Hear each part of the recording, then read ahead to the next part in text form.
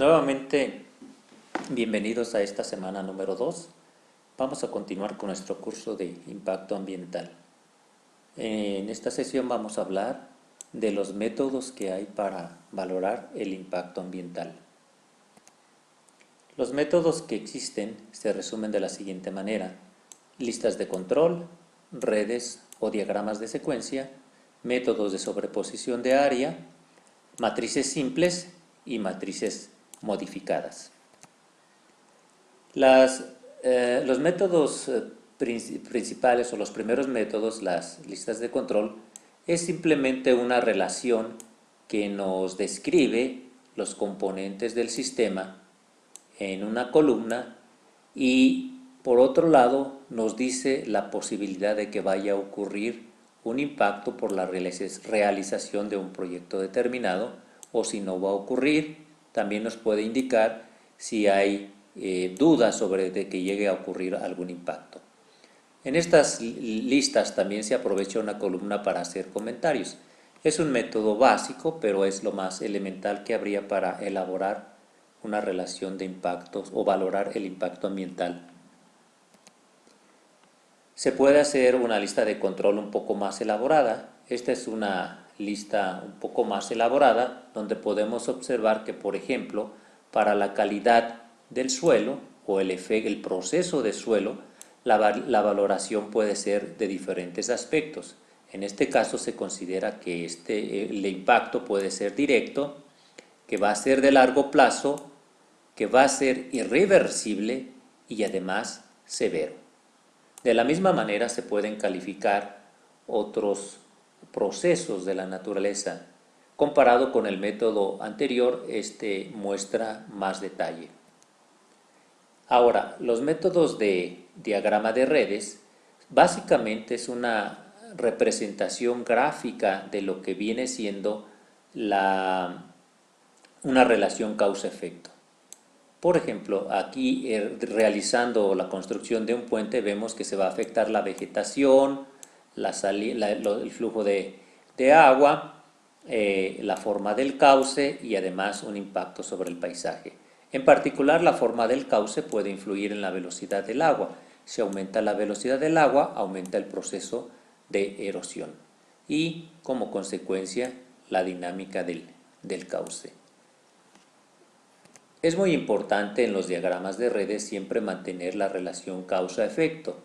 En este otro ejemplo tenemos un impacto sobre el suelo que va a tener consecuencias en la reducción de bosques, favoreciendo la presencia de lagos, pero al reducir el bosque también se reduce parte de su biodiversidad.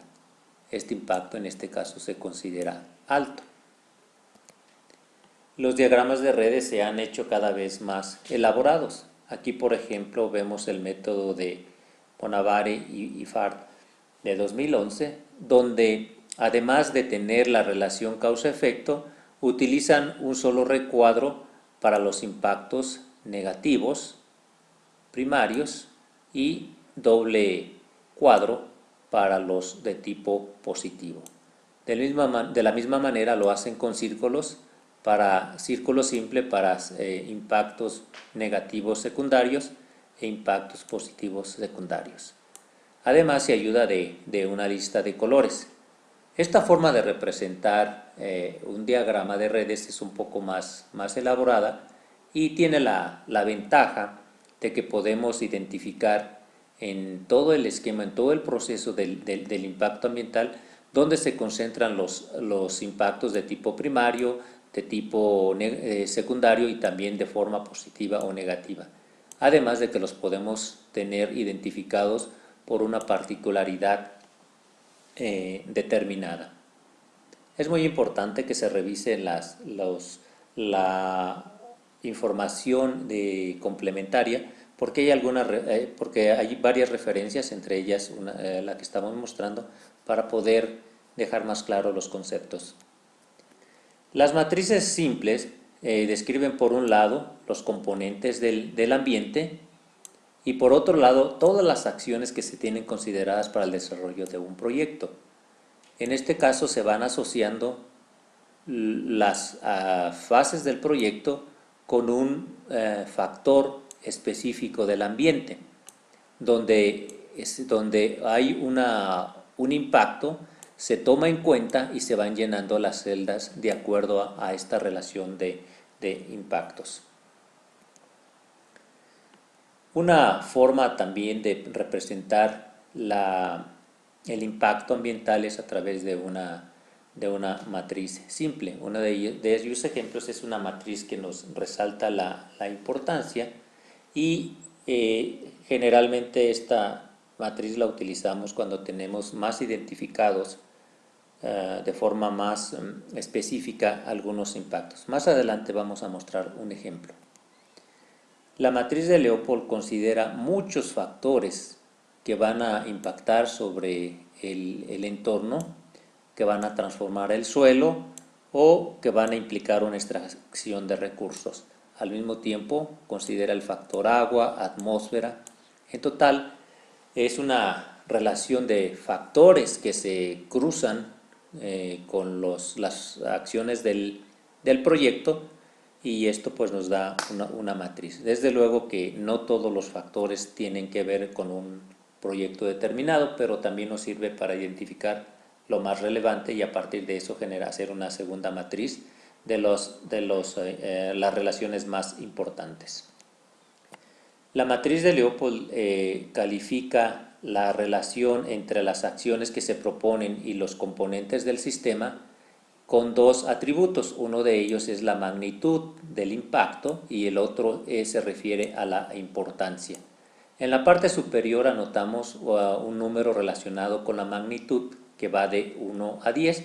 No está permitido utilizar el valor 0.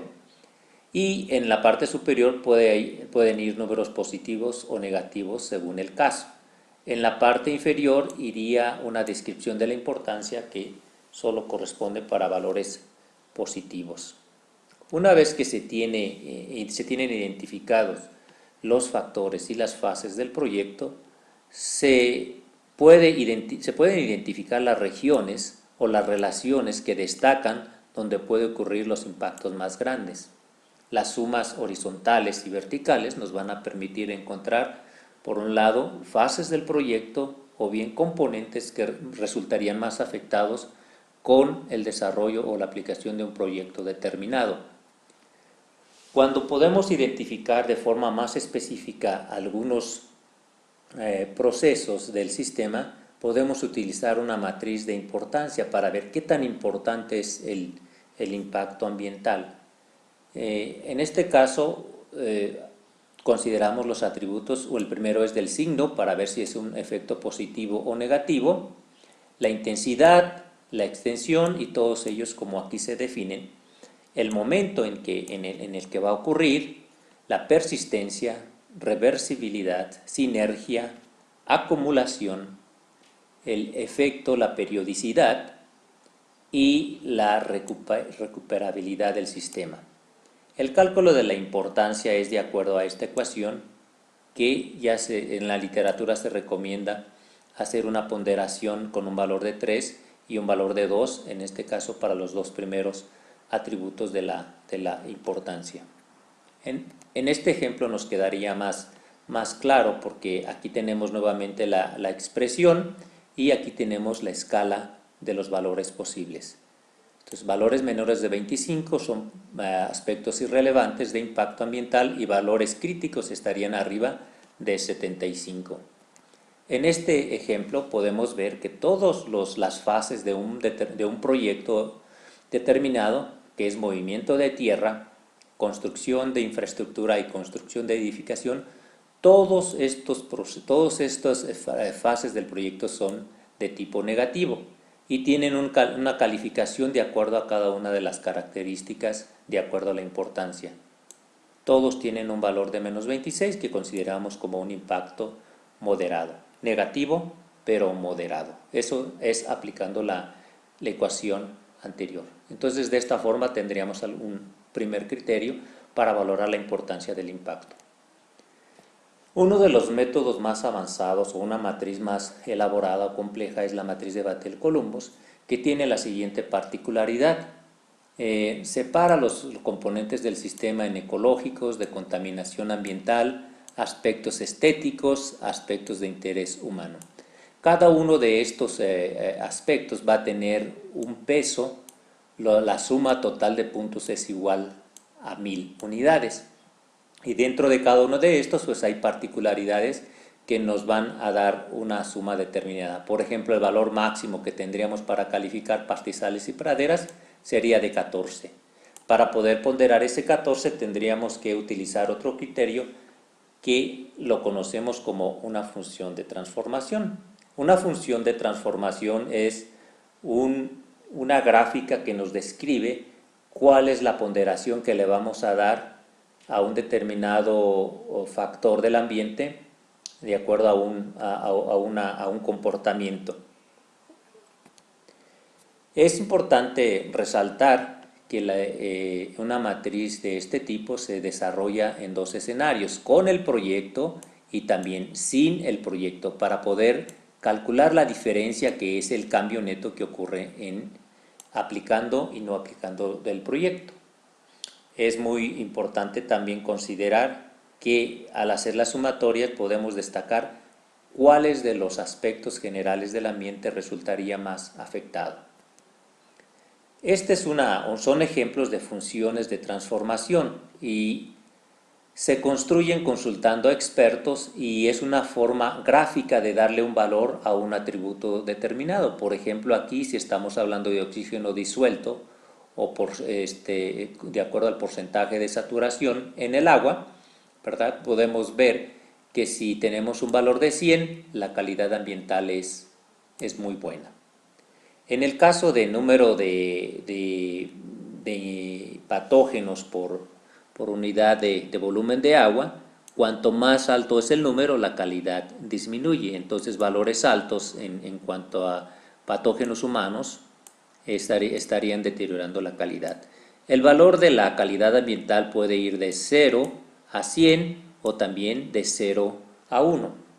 Estas funciones de transformación se construyen con la consulta de expertos. Por ejemplo, aquí en el área sombreada se ve la variación donde se movió un grupo de expertos, fueron las opiniones que dieron y finalmente se calcula la curva media que viene en este caso. Estos son otros ejemplos. Ustedes pueden ver la variación de las opiniones que tenían los expertos, pero finalmente se llega a construir una función de transformación promedio de acuerdo a los expertos que nos va a servir para valorar la calidad del impacto ambiental.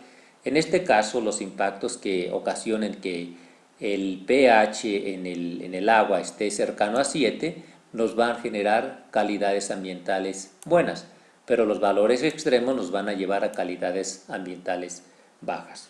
De esta manera se han construido otros indicadores que van a estar algunos de ellos en las referencias que tenemos en material complementario. Otros ejemplos más de funciones de transformación. Un ejemplo más de otra función de transformación. Lo más importante es saber cómo utilizamos esas funciones de transformación. Aquí, por ejemplo, se califica la calidad del agua. Nos vamos a enfocar solamente en uno de estos dos indicadores. Observen que por un lado tenemos la variable, por otro lado la medida que se hizo en la variable en particular y después un valor que corresponde a la función de transformación. Después tenemos un peso específico para cada una de estas variables, de tal forma que podemos generar el producto que está representado en esta columna y al hacer la sumatoria en este sentido nos genera un indicador de calidad del agua. Hasta aquí vamos a dejar con los métodos para valorar los impactos ambientales. Es importante que sigas verificando las actividades pendientes o complementarias o las tareas que hay que realizar. Muchas gracias.